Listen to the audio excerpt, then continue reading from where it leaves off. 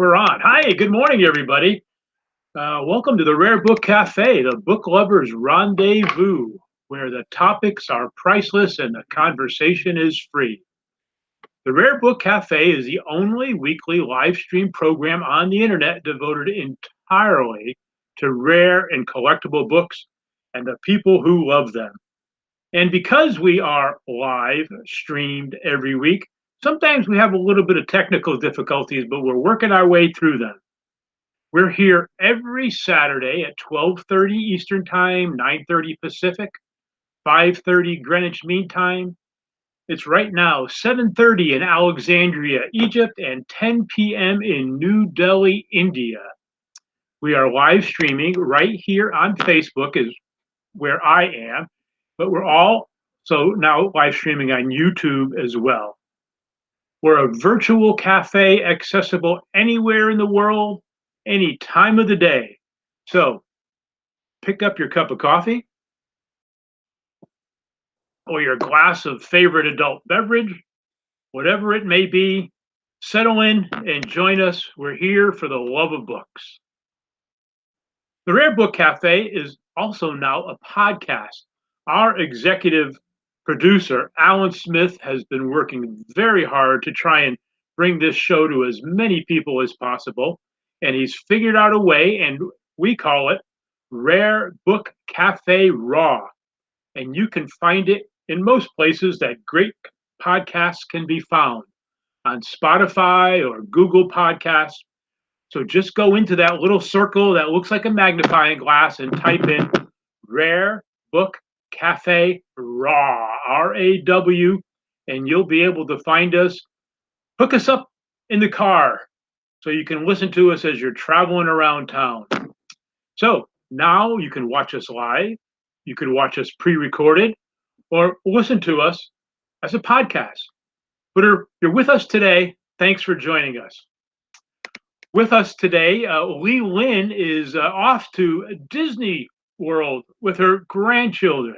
So she won't be with us, our usual contributor from Calhoun, Georgia. But we have special guest today, Jen Johnson of Johnson Rare Books and Archives in Covina, California, and Richard Oates of Blind Horse Books in DeLand, Florida. They're with us this week because they're going to be finishing up on the segments we've been doing about virtual book fairs. Richard is spearheading the book fair on the East Coast coming up very shortly, and Jen doing the same on the West Coast at the end of the month.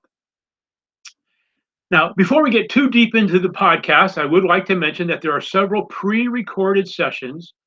This is not an attempt to trick anybody. Not all of our presenters can be with us every week live, so they do a little pre-recorded segment for us to share with you. And the very first segment this week is also pre-recorded by David Hess of the Bookman Bookstore in Orange, California, with his very popular feature, Things Found in Books. We also have Lynn Thompson, who does the story behind the story. Lynn's a little under the weather this week. Didn't get his podcast in, but he'll be joining us next week. Our live guest contributor, weekly contributor, Mary Kay Watson, will be live on the American lithographer and painter Louis Prang. Louis is also said to be the father of the American Christmas card. But I think you and I know him best for those, those little boxes of watercolor paints we used to have when we were a kid. We probably had them in school. I know I usually got one in my Christmas stocking every year. They had maybe 8 colors. They were so much fun, from the Prang Paint Company. And then everybody stick around until the end of the show. Jerry Morris will be joining us with his guest, Kurt Zimmerman, for a very special remembrance of Texas author Larry McMurtry, who died recently at the age of 84. Before we get started this week, I want to share something with you that I just picked up. This past week, I was out on a scouting trip went to somebody's home, COVID safe, of course, to look over some books to buy. The books weren't that good, but I said to the owner, "Did you have anything else made out of paper? Any letters, any postcards, photo albums?" And she brought out this plastic bag, and it was filled with all of these letters. And I said, uh, when are they from? She says, "Oh, they're my great grandmothers from the 1860s and 1870s." And I said, "Sold." And I bought them. I brought them home, and I started going through them. Most of them were letters from the owner's sisters or mothers and uncles and aunts, family letters talking about how's the weather and how's your arthritis. But all of a sudden, I came across this trove of 5 letters from a soldier who was in the Civil War. And I just have to read this one to you. Short letter, but here it goes. Dateline, camp on the battlefield, July 4th, 1863. That was the day after the 3 days of the Gettysburg Battle. So after 3 days of fighting, this soldier sat down to write his sister. "My dear sister, I will write a few lines and let you know that I am alive and well. We have fought the hardest battle of the war. The regiments 19th, 4th, and 16th have been in engagements for 2 days. Our loss is heavy.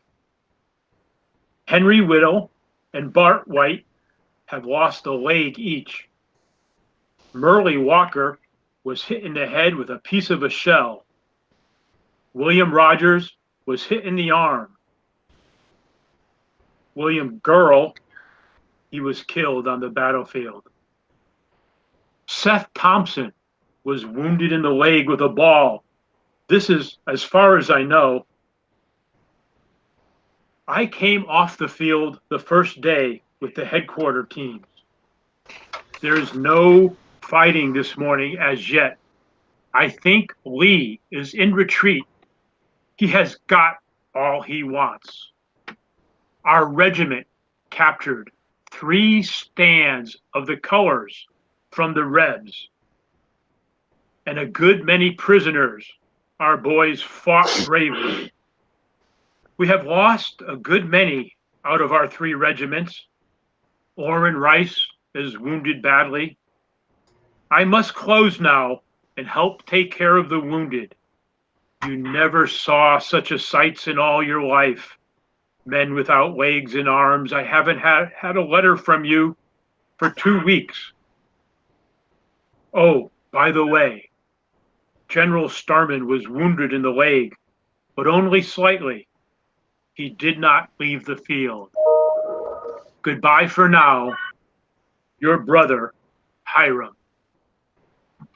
Boy, what an emotional find that was. Okay. Gives me the chills. Hey, so listen, if you're logged in right now live on Facebook, send us a comment, send us a few notes, and we're going to get the show going. Right now, we're going to start. Oh, what do we have? Richard, is that Richard Oates from Florida? Yeah, maybe it is. Good morning, Richard. Good morning. We all seem to have bookcases in the background. I assume you're in your home library? Yes, I am. Well, my business library, where I keep my stuff. Very good, very good. Well, I live in my library. I live in my bookstore, and my bookstore lives in my house, and I wouldn't have it any other way. It's fabulous to be surrounded by all of these characters and all of this leather and cloth-bound books, isn't it? It is. These are my friends until I can find them a new home. And these are my friends until I could find real friends. Okay. We're looking forward to your segment very shortly, Richard. But right now, I think we're going to go into our pre-recorded segment with David Hess, Things Found in Books. Take it away, Alan.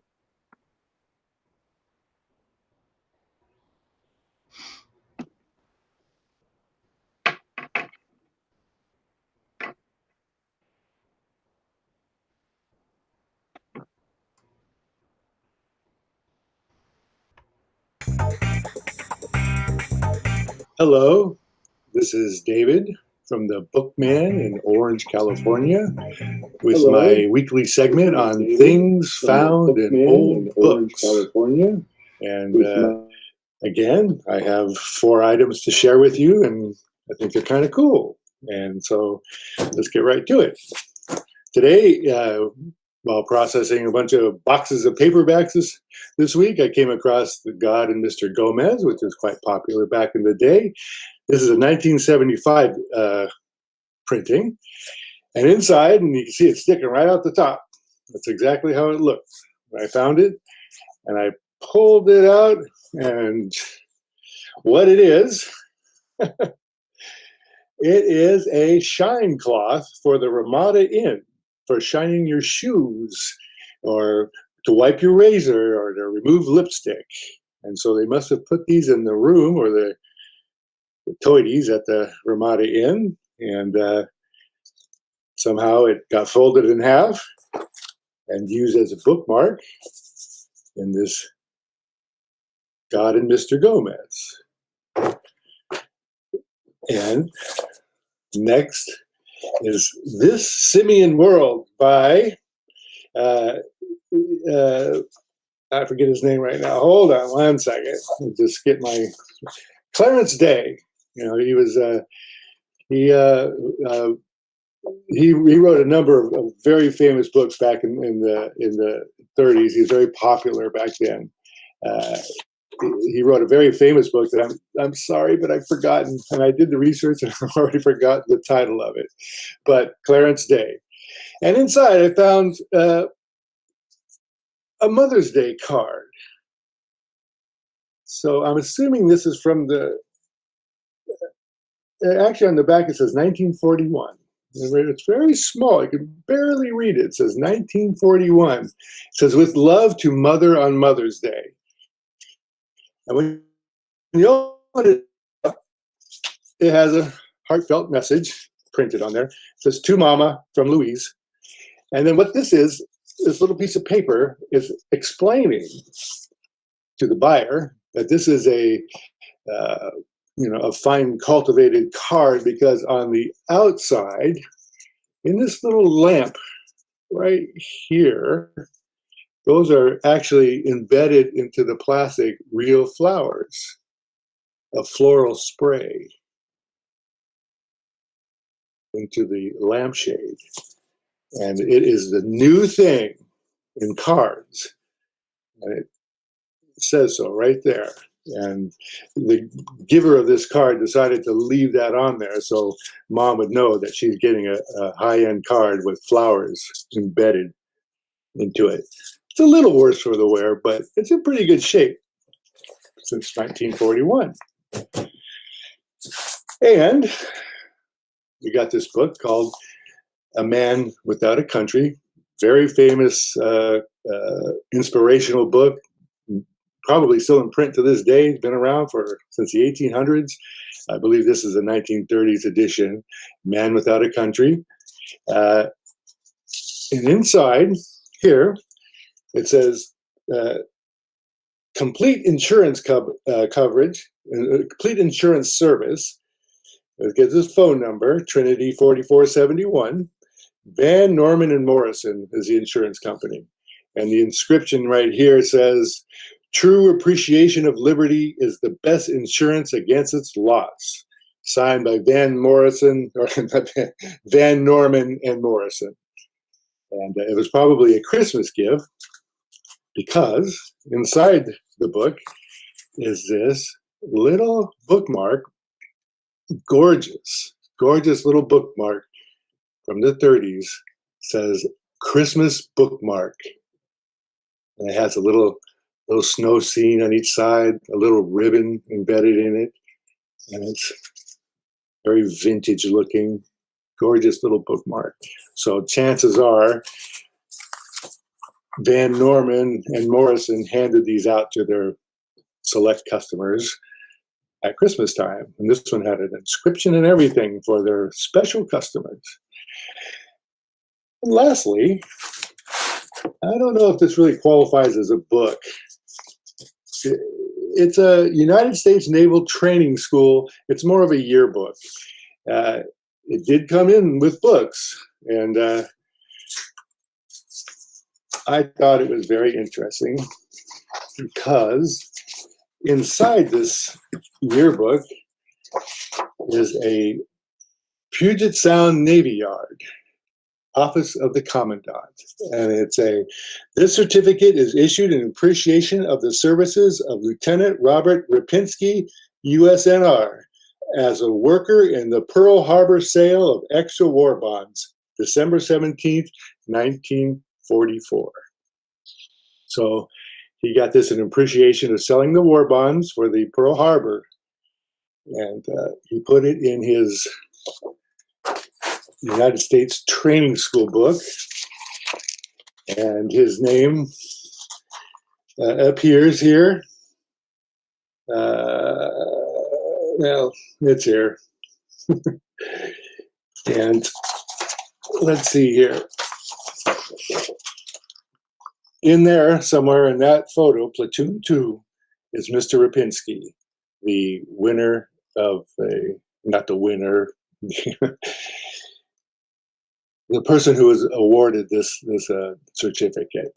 And take a moment to say thank you, Mr. Rapinski, for your service. In all honesty, thank you very much. And that's really it for today. And thanks for joining. And I'll see you next week.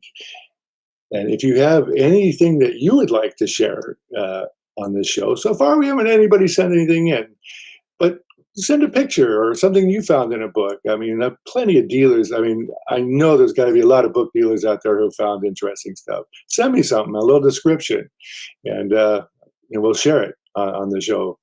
And I want to say thank you for tuning in, and we'll see you next week. Bye-bye.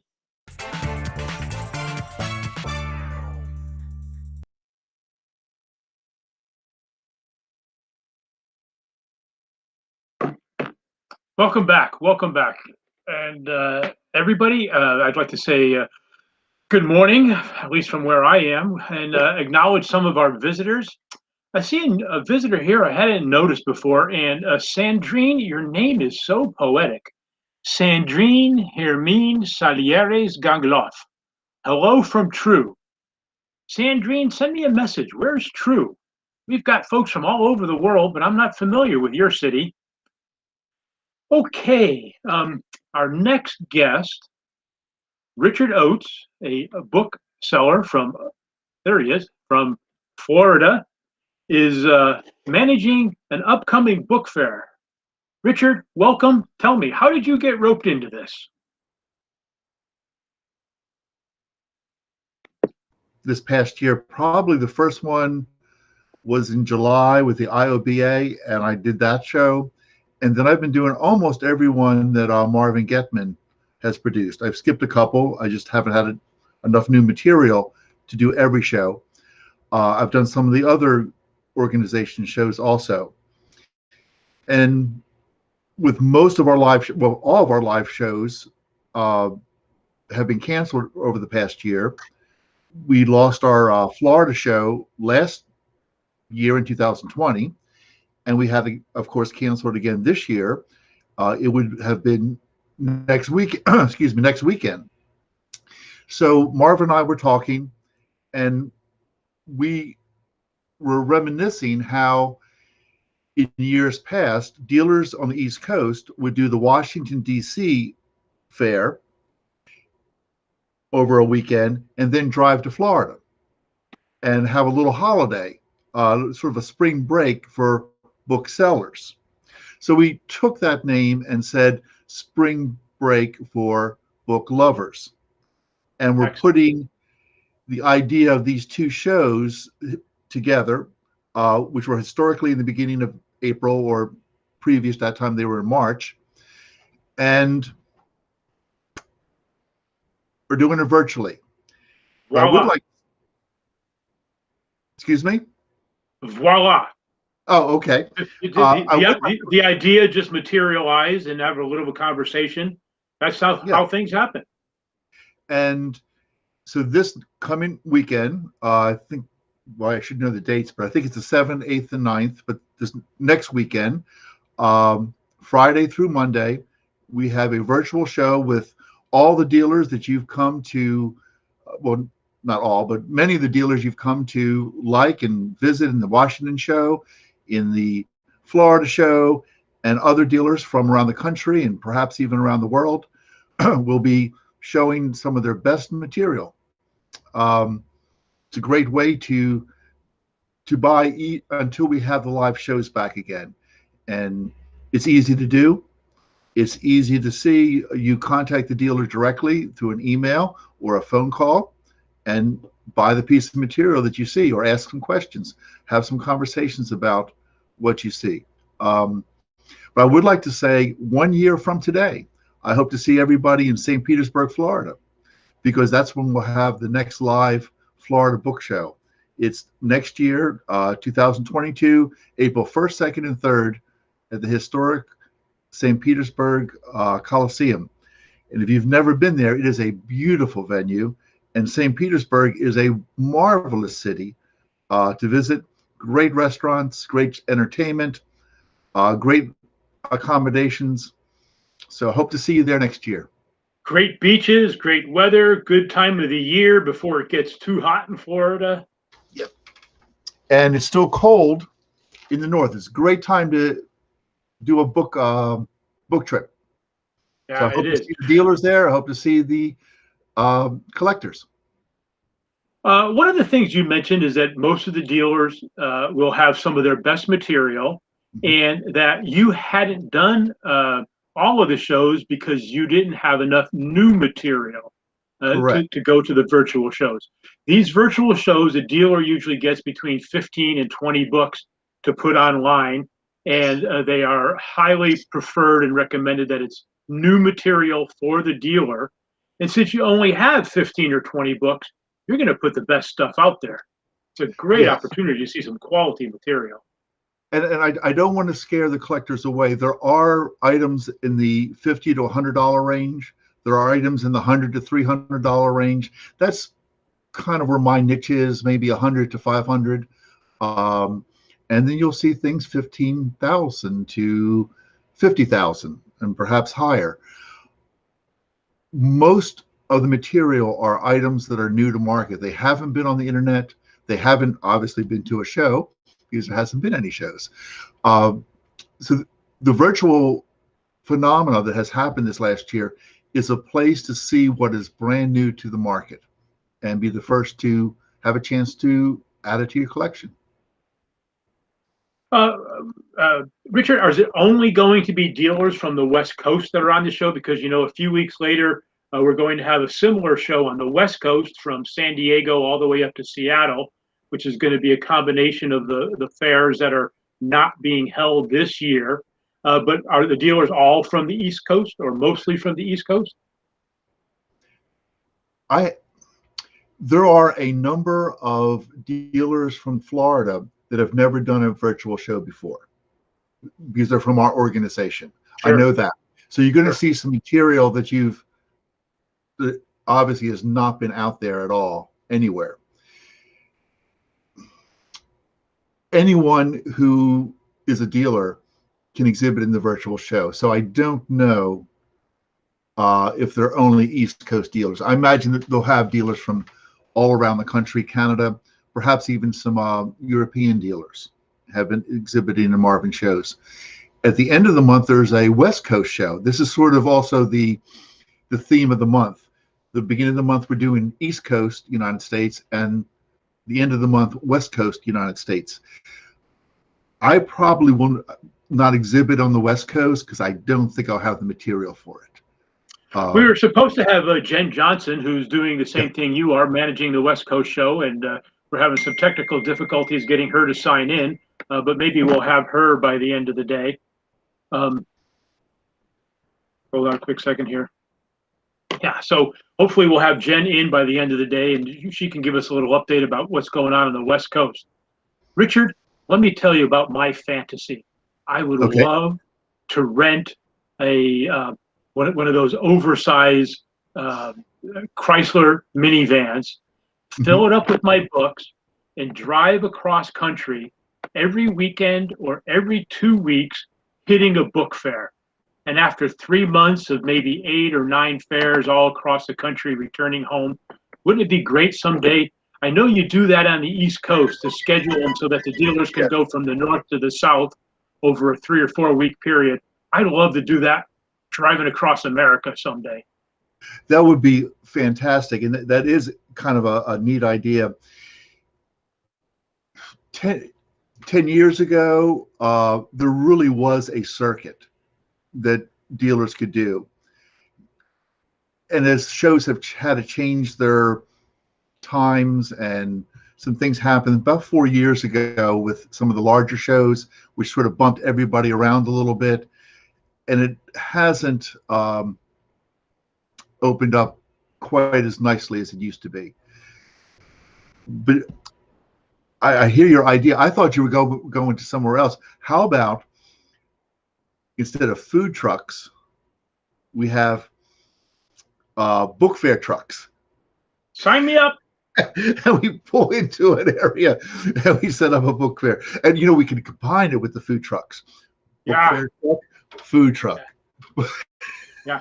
We'll lead it in one hand and a taco in the other. Yep.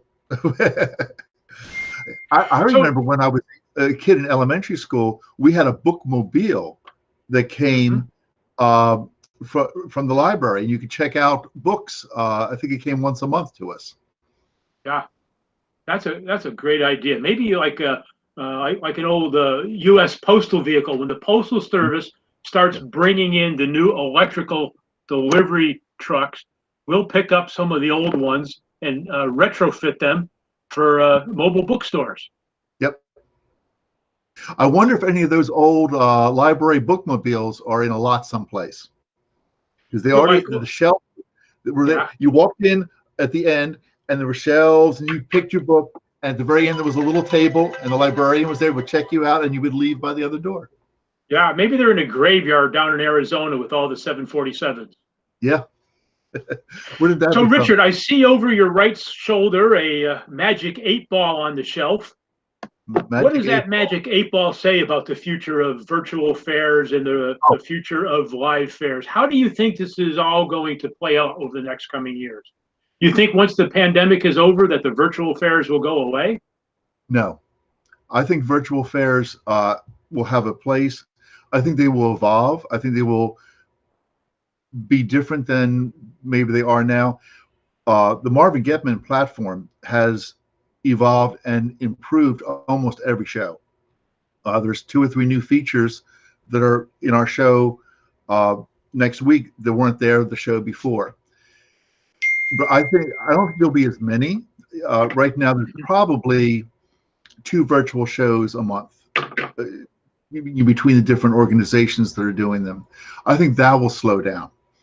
An idea that is being bantered about is a dealer-only virtual one-day book fair, where dealers would, you would pay to exhibit your material, but only dealers would be invited to attend. I will say that a good 50% of my sales at these virtual fairs have been to other dealers. Yep. And I think something like that can continue. I could see that, say, 6 weeks to maybe 8 weeks out from a major show, some of the big ABA shows, if dealers had a place to exhibit their best material to the bigger dealers who might want to buy it and take it to the big shows. So I think this will continue. I don't know how it will be. I think some of the live fairs might be able to figure out a way to put a virtual element into their show. It's not going to go away. It's like in the early 90s where the internet began, and I think I forget the name. It was the earlier formation of a Libris came out, and some didn't think it would last. But look at how much online sales we all do now. Yeah, exactly. That's a really good idea. A few weeks before the live show, have a virtual show so that the new, fresh material can get a broader audience, and then you can bring it to the new fair. That's a good model. That may Yeah. be exactly what the model turns out to be. So I think there will still be things. I was it 2 weekends ago. I did the ephemera. It was a big ephemera society virtual fair. It was a very specialized fair. I mean, not that ephemera is quite a broad spectrum, maybe even more so than books. But I could see specialized virtual fairs happening. I don't know, all 19th century, Yeah. or specific genres that could draw collectors from around the country and around the world to see your material in that type of book. Someone's going to figure it out, and it will continue.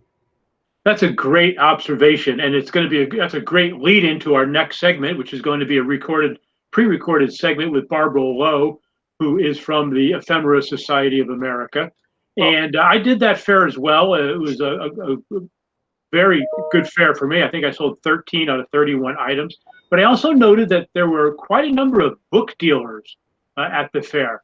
How do you see the transition, or how do you see book dealers' inventory beginning to morph from just books into ephemera, or do you think that there is that's just a unlikely side effect?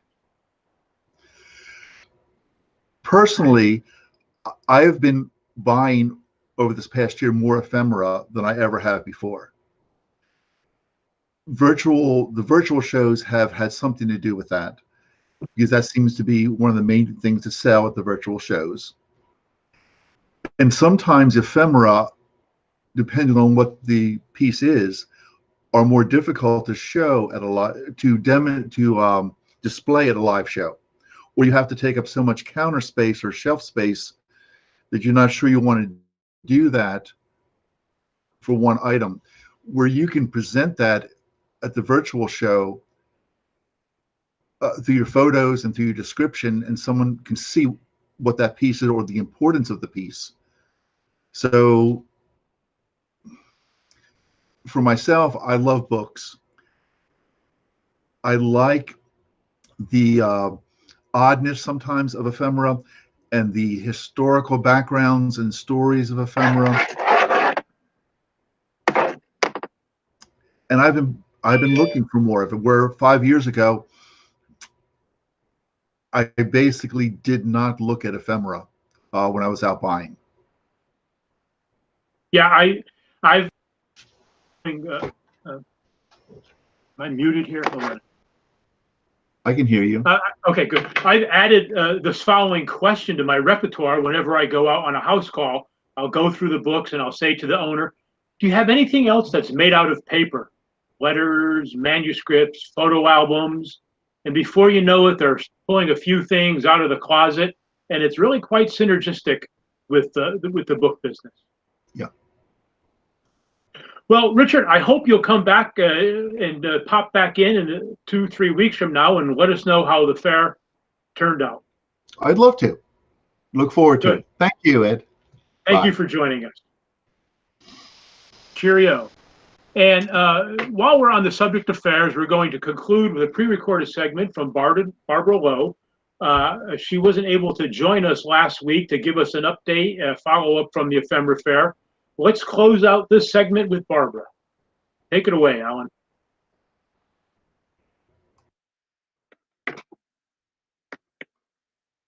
We're going to bring in Barbara Lowe, one of our guest contributing hosts. Last time we saw Barbara was 3 weeks ago, which was the week before the Ephemera Society of America Ephemera Virtual Fair. And it was a great time for all. Barbara, are you there? I'm here. Okay. So, it was a good fair for me. I sold 13 of 31 items. How was it for you? That was great. It was a good fair for me too. I sold 14 of 51 items. Super. So Super. it was exciting. And so let me first start by talking about the conference, because we were so nervous about doing this because it was our first experience with a virtual conference. And we were blown away. Normally at our conference, we have about 90 to 105 people. We're partly limited by that's the size of the room, and the fire marshal won't let us have any more people. Sure. But for this, we had 465 Ooh. people registered. Sweet. And 302 of those were not current ESA members. So they were new to us. And that was just so exciting. And on the first day, we had 182 unique viewers.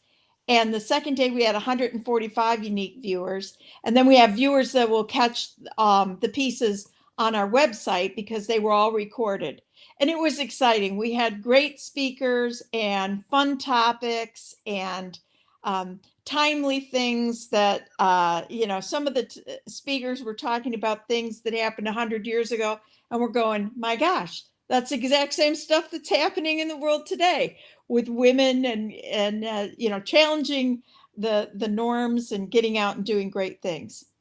And then we rolled into the virtual conference, and that was exciting too, because we had 139 different dealers. Now, normally at our show in Greenwich, Connecticut, we can only have about 80 to 85 in those conference rooms because then we run out of space. So this gave dealers from all over the world a chance to market to the ESA audience. And what was exciting for me was that Marvin had said that he had no idea ephemera was this popular. Normally, he expects about a 10% sell-through rate, and the rate for this fair was over 20%. So that was really exciting and dynamic for our dealers because we just had great results. And there were a lot of people that really had never heard the term ephemera, didn't really know what it was, and discovered this world of paper and books because there were a lot of books there too. But we were just thrilled with the result.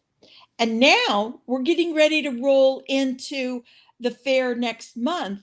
And I'm really excited about that because that's the combination of the Florida Antiquarian Society and Washington, D.C. And since those two fairs had to be canceled in person, Marvin's doing a joint virtual fair. And I'll be there again, as will many of our regular presenters and attendees for the Rare Book Cafe. And so that is going to start on April 9th. And I'm just so excited about it. So I'm just going to take this opportunity to show you a couple of things, again, from the world of ephemera that I'll be showing at the fair. This is one of my newest acquisitions, and I think it's just so fun. It's a large certificate. And let's see, let me go this way so it doesn't cover it up. And it is from the New England Female Moral Reform Society, and it's a lifetime membership. This was an organization that was trying to reform prostitutes and get them off the street and signed up. So that's once again one of those unique looks into the past. That's from 1852. And then here's another item that I think is interesting. This is an indenture contract. And, most of us think of indenture as being either for land and property or for people that are, committing to 5, 10, 20 years of service to somebody. This particular indenture contract is very different. This gentleman was signing the indenture contract, committing that no matter what happened, he was about to marry a wealthy widow, and he was committing that no matter what happened in that marriage, he would pass on to the children from the previous marriage the inheritance that was due to them from their father, which had then passed on to their mother, who he was about to marry. And back in those days, when a woman married a man, all her property became his. And so this is a contract to protect those children from that earlier marriage, and make sure that they got their inheritance, which I think is just an interesting look in the past. This is a fun little item. It's a postcard. And when you open the lever, the bird comes out and it walks along, and the bird's feet move. Whoops, let's go this way. The bird's feet as they move along, and the wheel of the thing. So as you walk it along on the table, the bird is pulling the cart. And this was designed to go through the mail. Obviously, the post office was a little more gentle in those days, but that's a fun little item. This is an example of a fashion catalog, and that was put out for women so that they would know what the new fashions for the season were. And so it's got color on one side and then black and white on the other. And this is so that they could get the patterns to make these outfits. And it's got the prices for the patterns and everything. And this was the delineator for May. And I just love that it helps the women do it, make the clothes that were in fashion at the time. This is an old Valentine that I'm going to have up. And as you can see, it says Delight. And it's got the Temple of Hymen, which is the Greek goddess of love. And you've got the Cupids flying around. And this time, I'm actually going to feature several Valentines. Here's another one that I have. This is from the 1840s era. And this is by Burke. And then I have, this is a label from a candy box. And it shows a baptism with the family and the local priest. And this would have been the label for the French candy box. This is the frontispiece page for original designs, and let me take a look. A collection of etchings and original designs. And this is a very rare piece. Then I have things that are like kind of fun. I don't know if you're familiar with Veggie People, but this was a thing that was done where they did an anthropomorphic collection of cards with different types of vegetables. And it was to celebrate the agrarian society. And I'm going to have a collection of those. I'm going to have over 20 of those that will be up. And various other things. But I thought I would just kind of give you a little overview of some of the things that are going to be there. And we're just very excited that Marvin Getman has put together this format so that the booksellers and I'm actually going to have a couple books too, but so that the booksellers and ephemera dealers have a venue during this time when we've been shut down and haven't been able to get to shows in person, so that we can have these virtual events and have a chance to still be in touch with our customers and the other dealers and share all these little goodies that we have. So I want to encourage everybody to attend the fair. Once again, it's April 9th, and it starts at noon on April 9th. And we're just so excited that Marvin has put together this really excellent venue that we can use. And I want to thank him and everybody that participated in the Ephemera Society Fair, and look for more news from us in the future. Thanks so much. Bye-bye. Thank you, Barbara. Before we move on to our next segment, I'd like to say hello to some of our guests. Some of our regulars are with us again this week.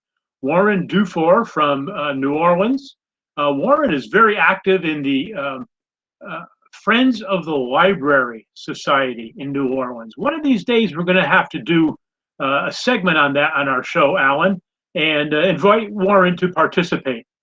We've also got another listener this week, Katie Reeds. I love that name, Katie Reeds. I don't know if it's a real name, but if it isn't, she should change it to that. We've got Dennis Watson from Cary, North Carolina. Jerry Morris has arrived. He's going to be interviewing Eric Zimmerman here shortly. And now we're getting ready for our next segment. The ever popular, the ever attractive, and the ever articulate and erudite Mary Kay M.K. Watson is going to talk to us about Louis Prang. People may not recognize the name, but when they see the product, they'll know who we're talking about. Mary Kay, are you with us? Oh, there's Richard. Hey, you're still with us, Richard. Hey, thanks again. Sticking around to watch the show, huh? Who could blame you?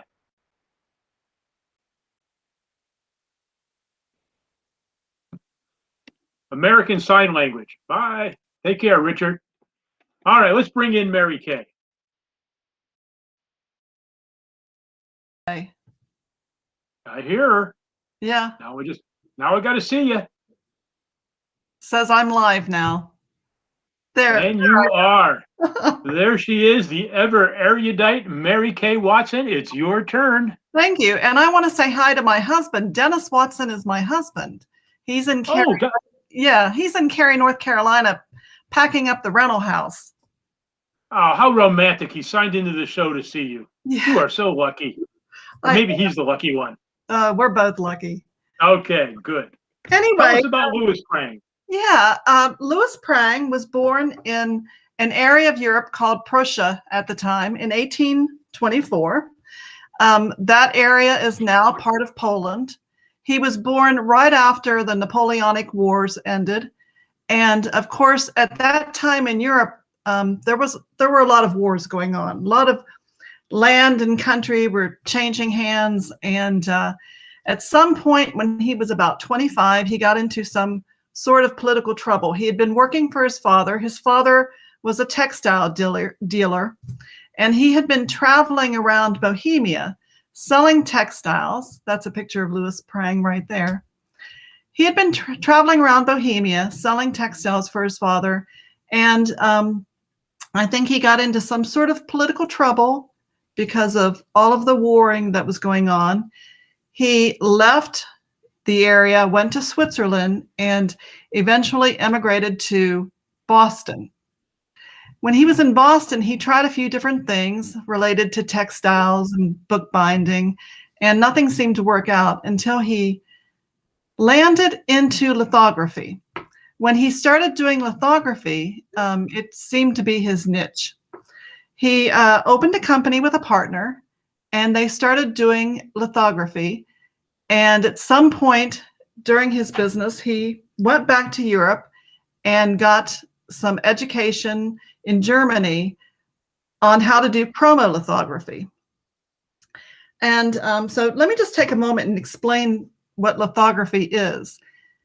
When people are printing, they either use an etching, intaglio, sgraffito, and this is usually done on wood or metal. And when the plate goes into the printing press, and the press does exactly what it says, it presses. It presses down on the plate. Those plates can only be used for so long a period of time. But with lithography, the plate that they used was limestone. And Louis Prang felt that the best limestone came from Munich, Germany. And what is up on the screen right now is a picture of a black and white plate. This would be the first plate that would be used in the printing process. And Louis Prang's company hired hundreds of women. He really paid attention to the needs of women. He used them in his business, and they were good workers. He took good care of them. It's another reason that I really like him. So on this first plate, the women would have drawn the the pattern for the design, the picture, the outline. They would have copied it using some sort of a oil, fat, or wax solution. And after that's done, a nitric acid and gum arabic solution is put over that. And because oil and water don't mix, it causes a chemical reaction. It causes a calcium nitrate salt to develop on the plate, and it's all chemistry and everything. I'll try to simplify it. But when they put the ink over top of that plate, the only thing that gets printed are the lines and the area where the gum arabic is. But for lithography, for color lithography, chromolithography, you had to do a different plate for each color. So the plate below that plate is actually plate number 6, and it has 3 colors combined on that plate. And the next picture, if Alan will put it up, that top picture is actually plate 10. So by this time, there have been 8 plates that have been laid on this paper. And what they would do is it would be in a certain frame, and there would be marks on the paper so that when the plates go down, and they're all different plates, when the plate goes down for that picture, it goes down in the exact same area, so there's no overlap. The next picture, the one in the middle, is plate 22. And you can see that the picture is really starting to come alive now because they're adding more colors. But keep in mind that it's been 22 plates that have been placed on top of this. And in the last one, that is plate 38. So there's 19 colors combined for that finished chromolithograph. So it took a long time to get all these plates prepared, and that's why he had hundreds of women doing the work, draw it, because each plate had to have the outline redrawn. It had to be exact. A cute little thing about lithography, if there's a little mistake on the plate, like a little nick in the limestone or just some sort of a little mistake, it's called a hickey. I thought that was cute. Anyway, what makes chromolithography better and different than etchings and the other kinds of printing that was being done at this time for art is that these plates lasted forever. You could make as many copies of a picture as you wanted to because it was a flat piece of limestone. And because the plate, you didn't have one plate like in an etching that you used over and over. You had several plates for several different colors. There is also a process called color lithography, and that is when a black and white lithograph is hand colored with watercolors or pen and ink or some other kind of substance, but it's actually not been printed on the paper. The color is put on the paper after the lithograph is dried. So that's just a little bit of background on what a lithograph actually is and why it was so great for the printing industry. It revolutionized the world with lithography. It was invented in I've got it written down here. It was invented in 1796 by a German. But what Prang did when he brought it to America is he just made it better. After he went to Europe and he came back and they started the chromolithography in his company, he started doing the greeting cards. He is, like you said at the beginning of the show, the father of the American Christmas card. There was a little bit of backlash about lithography, chromolithography, when it first started because people thought it was a cheap form of art. But for the bookbinding business, it was fantastic. Let me see if there's anything else that I need to mention about the lithographs. Prang's company is still in business. You can look up his company online. It's prang.com. You mentioned the watercolors. When we were in school, we had these boxes of watercolors, these metal boxes, and they're still in good shape. Now you can buy these. I do a journal class, and so my students have a watercolor to use. I buy these for them. These are $4 in most of the art supply stores, and the Prang watercolor is rich. It's a student grade watercolor, of course, but it's a good watercolor. When we were in school, we also had those big fat crayons that didn't roll off the desk. They were flat on one side, and they were really, really fat, if you remember those. The reason that Prang started his company with the art supplies is because when he was teaching his children art as they were growing up, he realized that the schools really didn't have good supplies. So he started making these crayons and watercolors for them. Here's another, this is another tin box. This says established 1835 Hygeia. This is one of his factories, I guess. And it shows, this was some of the chalk, I think. It shows the watercolors on one side, shows his crayons on this side. Talks about the dustless chalk. I think that factory is probably what his chalk factory and his crayon factory. But Mary Kay. Yes. Fascinating. It's a great talk today, how you integrated all of these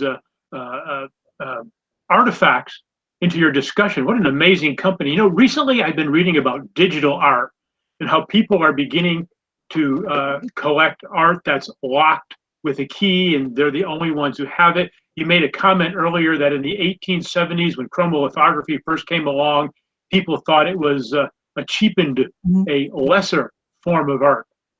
We've got to keep up with the technology. We really do. Absolutely. I agree with you. Yes.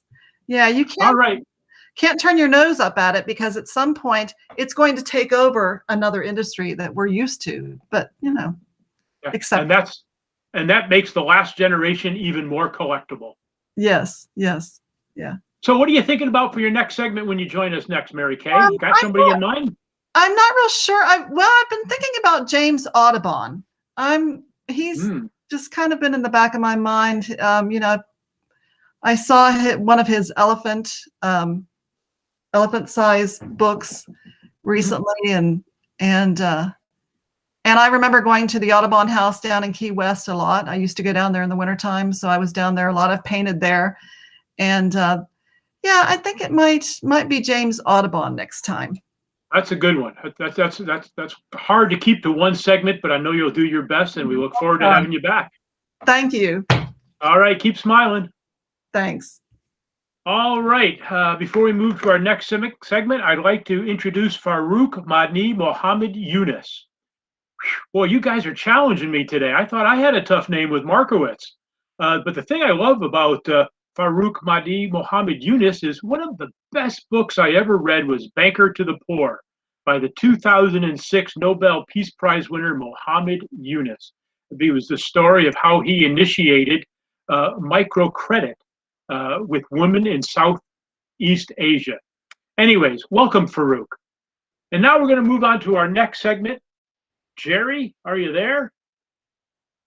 Jerry's going to share with us. Hasn't been with us for the last few weeks, so we've got a double header from Jerry today. We're going to start off with a pre-recorded segment of with Jerry, and I think Alan has that queued up for us.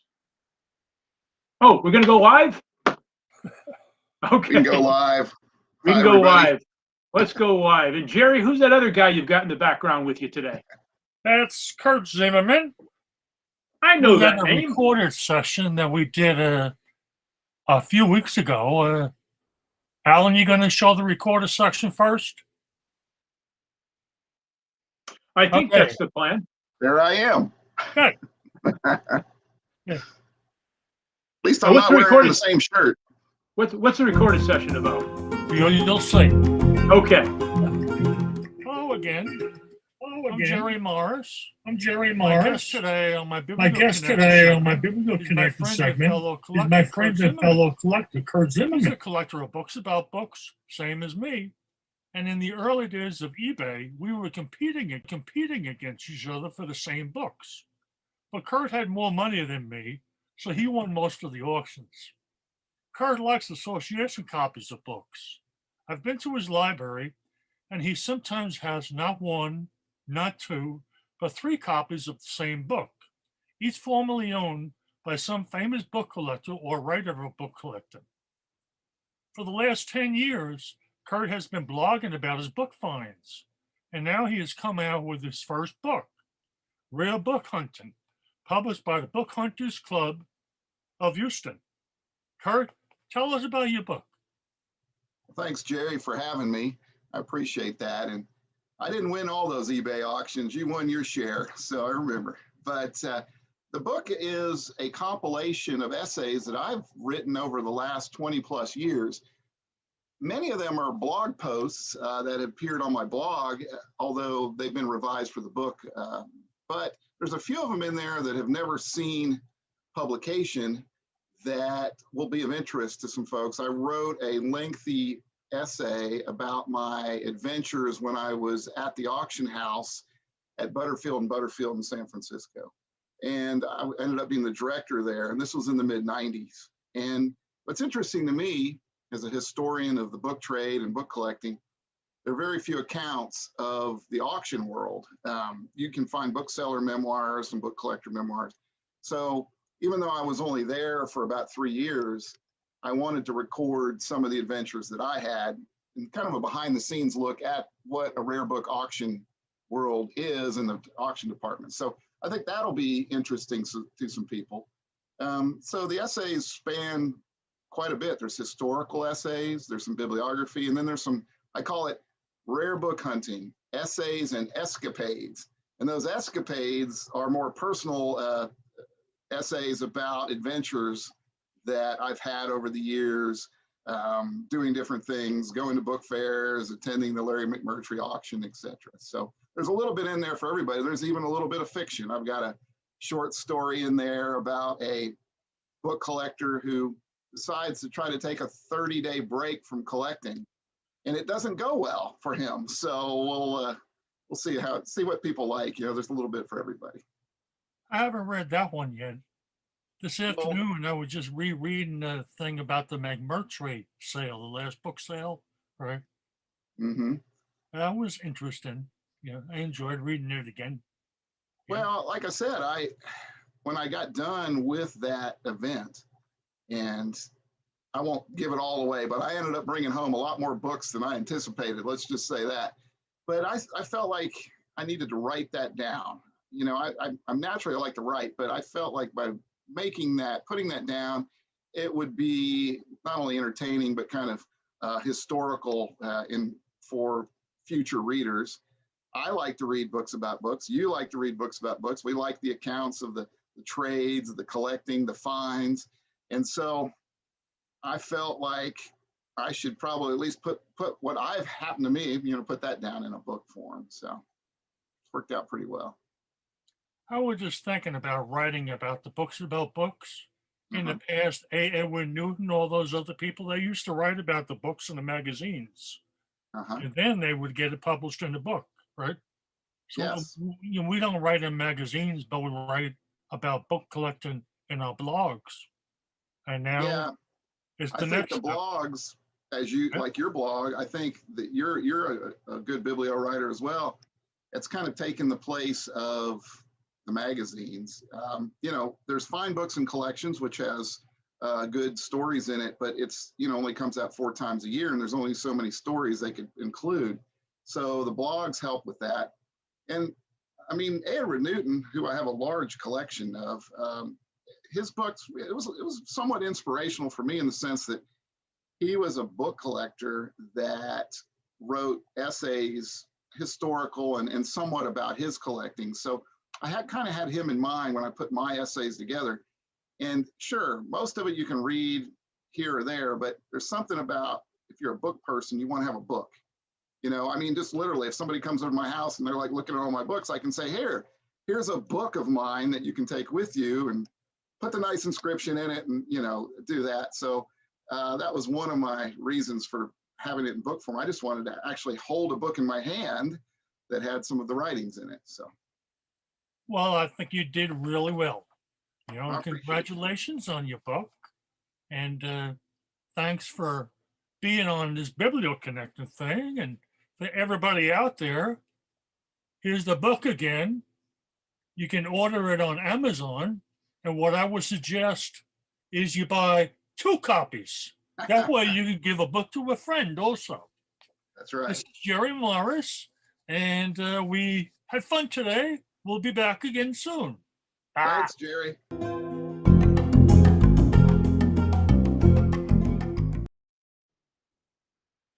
Welcome back. Jerry and Kurt are going to be with us for our final segment of the day. But before we go there, I would like to give a little message to our viewers. In the last few weeks, we've had some unfortunate deaths in the book ecosystem. Beverly Cleary passed away last week, and we did a segment eulogizing her. And we heard back from some of our fans that said, what about Larry McMurtry? He passed away too. Well, we're only an hour and a half show, but it's really good to hear from you folks what interests you, what you'd like to hear about, who you'd like to hear from, and some of the people you'd like to talk about. So we took your comments to heart, and this week we decided to do a segment eulogizing Larry McMurtry. And Kurt has had some firsthand experience with Larry visiting his bookstore, so I'd like to invite him and Jerry back on screen, so we can talk about the great Larry McMurtry a little bit. Welcome back, guys. Can you hear me? There we go. Good. Yeah. Well, I appreciate you having me on the show, Ed. And it's good to see you again, Jerry. And it's kind of odd experience watching your own video right before you talk. Larry McMurtry, not real well, but I did know him as a bookman. I visited Archer City 3 times, including the last time was when he had his big auction sale in 2012.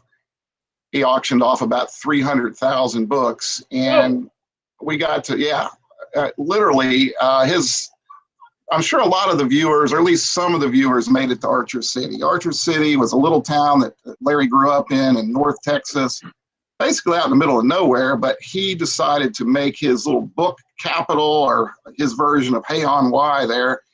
And I don't know if he succeeded at that, but he bought, in his book selling career, which started in college, he bought, I think he told us, 26 bookstores and a couple hundred private libraries, intact, like whole collections. And that's not including all the small stuff that came into his bookstores. So the place had 4 buildings. He owned 4 buildings in the town, each of them stuffed with books, each of them arranged by subject. And I tell the story in my book and the essay about the auction itself, but I think I was reliving my experiences with Larry. And the first time I spent time with him was when I went to Archer City in 2000, about 20 years ago. Went into this store.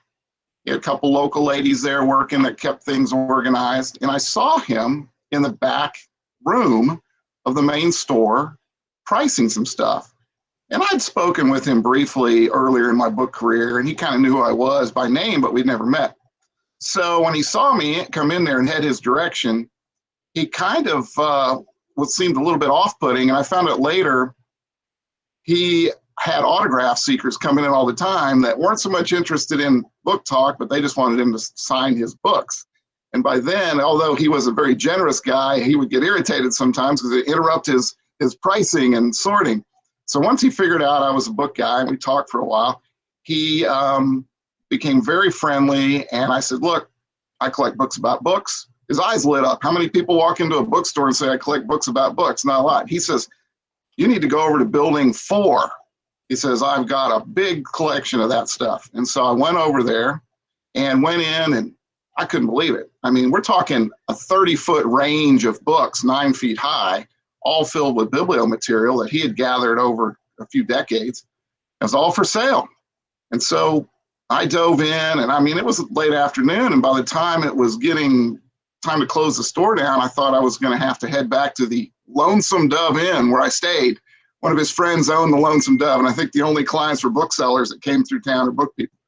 So he came by the store, handed me the keys, and said, "You can stay as late as you want." And he says, "If you see anything that's not priced," he says, "just stack it up, and tomorrow we'll regroup." And so anyway, it kind of showed that he could be cantankerous and this and that sometimes, but he was a good guy. He was a solid bookman, almost more of a general high quality used bookseller than a rare book dealer. He sold rare material, but he liked bulk, and he had these great stores of the old school stores. So anyway, I had a number of other adventures, but that was my first meeting with him, and it was a real positive one.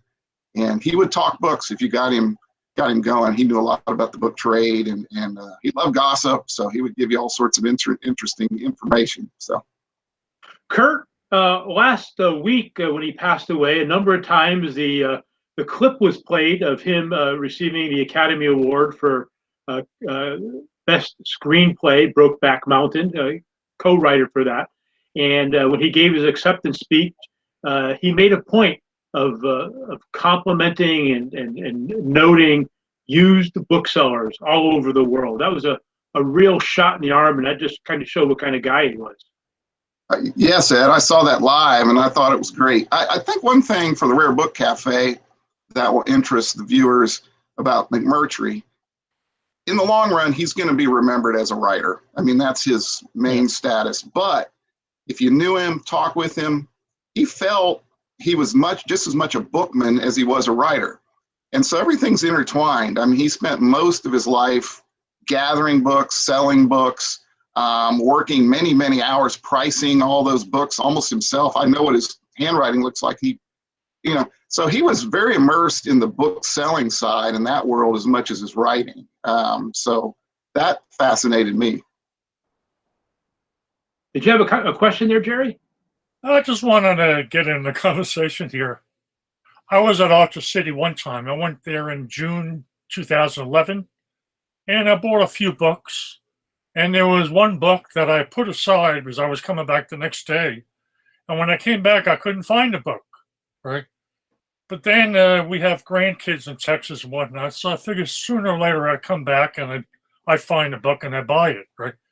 It was a book about Samuel Johnson meeting Ben Franklin, right? Well, I never made it back, right? I planned to, and then they had the last book sale.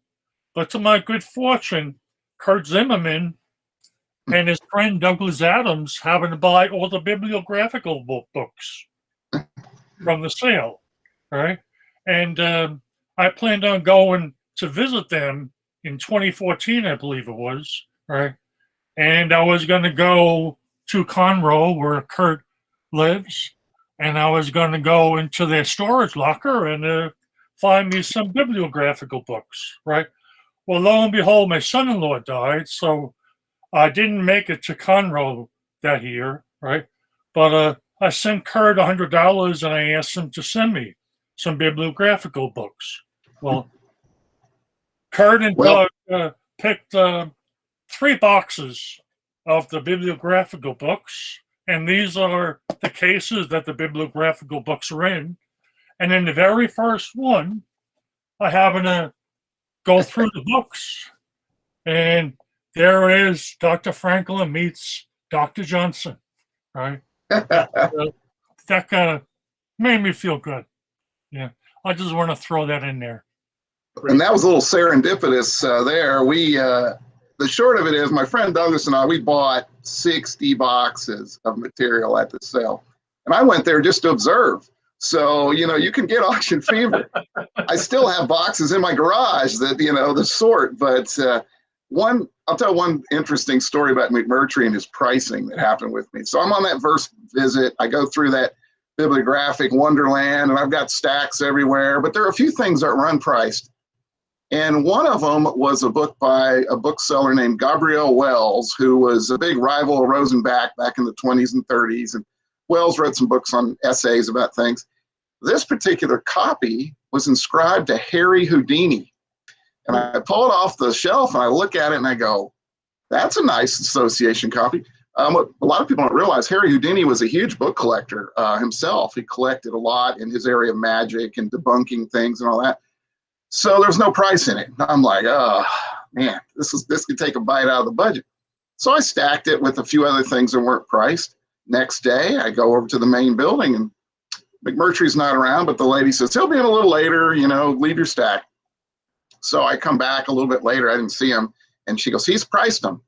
And I, with some trepidation, I start looking at him, and some of the things are wildly overpriced. I was like, what? And then I looked at that, and I think he wanted $50 for it. And I said, I'll take that one, and kept it on the shelf. So you just never knew what was going to happen. Larry had a lot of knowledge as a book scout, but he shunned looking anything up, and he was known for his speed of pricing. He'd set a bunch of books in front of him, he'd look at them and just start pricing them. And, that can work both ways for you, depending on how that goes. And so that's the one book I remember that was really special. So I have a copy of Harry Houdini's book in my library inscribed to him by another famous bookseller. So thanks, Larry. Nice. Kurt, the anecdote you told a minute ago that strikes me the most is how you were in building 4 in the stacks. Late one evening, the store closed down and they let you continue going through the stacks and looking for the books that you wanted to buy. And that's just so emblematic, I think, of the book ecosystem in general. We're all very trusting. Another book dealer just has such camaraderie with a fellow book dealer. I know at book fairs, you'll often say, oh, I got to go to the men's room. Keep an eye on my yes. tables for me while I go away. Never once have I worried about a book being stolen or being taken advantage of by another bookseller. It's just something that's very warming about our industry, isn't it? Yeah, I'd say so. I mean, there are some isolated instances that have happened, but in the whole scheme of things, it's a really tight-knit community. McMurtry opening up that store, I mean, that building, you could back the pickup truck up there and said, see you later, and had, but he knew, he could sense that I was really interested in the books, and that his comfort level was high on that. There's been a few other instances where I've gotten to stay late. Just quickly, Rob Fleck there, the son of Bob Fleck at Oak Knoll Books. I was visiting there not too long ago, and I was going through a bunch of books, and Rob handed me the keys, told me how to set the alarm, and said, when you leave, just text me and set the alarm, and you're good to go. And I said, thanks. And I was there till midnight. So yes, I think it's a great world to be in. Everybody, for the most part gets along. There's, how it goes, but I love collecting books and the whole world of books. That's what I focus on. The history of book collecting and book selling. So. I love book people, and that's why we're here doing this. Jerry, I've had the fortunate opportunity of selling Kurt a couple of autographs in the past of famous bibliophiles. I think one was Justin Windsor, and I can't remember the others. But do you collect bibliophile material, specific historical librarians as well? I do too, but Kurt gets most of those, so I kind of relegate it to movie actors and authors and everything like that. That way we don't compete as much as we can. Yeah. Yeah, we've known each other for a long time, and I'm an example of a collector that when I was in the trade, I read the books and the books about books because I just thought the history was interesting, and then I started finding association items inscribed from one collector to another, or an annotated copy, and I started buying those, and one thing led to another, and 30 years later I have like 8,000 items, and including a lot of manuscript material and photographs and things like that. So you find your niche and you go with it, but like Jerry said, we're good friends, but occasionally you're going to bump heads on something, or I'm jealous of things he has and vice versa, but that's part of the game. I mean, no hard feelings. No hard feelings. So that's right. Do either of you have any insight as to how Larry McMurtry felt about his own writings? Obviously, many of his things went on to be made into motion pictures, and he was intimately involved in that as well. But we're talking about his book business more than his writing business. Any insights into him as an author? Well, from my personal opinion, I think early on, he took himself very seriously as a writer and he got a lot of attention in the first few books in his essays in the late 60s. And he kind of took on the Texas establishment as a writer and wanted to, break new ground and get out of the regional mode into a more international mode. And he was successful at that. But he used to wear a T-shirt that said minor regional novelist, kind of as a humorous shirt. He'd wear that around and cracked everybody up. But and then, of course, the irony is his most well-remembered book, Lonesome Dove. It's basically almost like a classic Western. And for much of his writings, in the early days at least, he kind of went against that. So I don't know. I mean, he was a writer. He was a good, creative writer, and he wrote continuously. I don't know how many. He had like 30 plus novels and the essays. I enjoy his essays as much as his fiction. Frankly, I was a little disappointed in his book memoirs that came out in 2008. I wish he would have put a little more time into that. I think he was kind of rushed, and he could have really made it into a good books about books. But it's still definitely worth reading. But yeah, I didn't know him well enough to get that kind of insight and how he felt about his writings. But he was prolific for sure, and he produced some gems. Kurt, what do you think about Cadillac Jack? Cadillac Jack, remember that book? That's actually one of the favorites of book people. If you need to read or want to read a Larry McMurtry book and you're a book collector and you're not like just a fanatical Larry McMurtry guy, read Cadillac Jack, which is about an antiques collector who was a scout.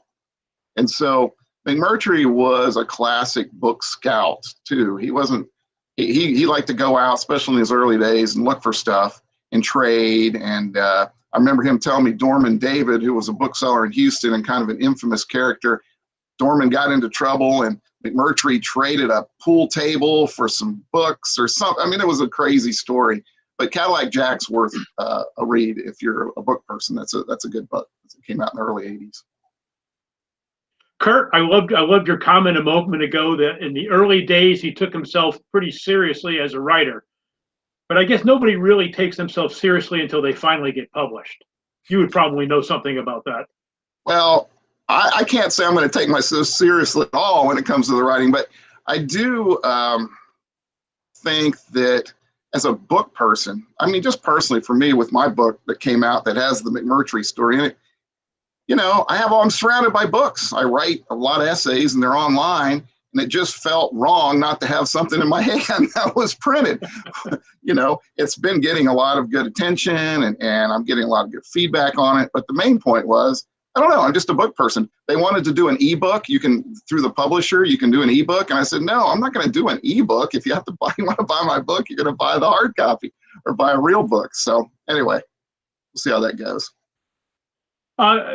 Before we let you go, Kurt, tell us a little bit about the what's it called, the Houston Book Club or the Book Hunters Club of Houston. Book Hunters Club of Houston. Established 2014.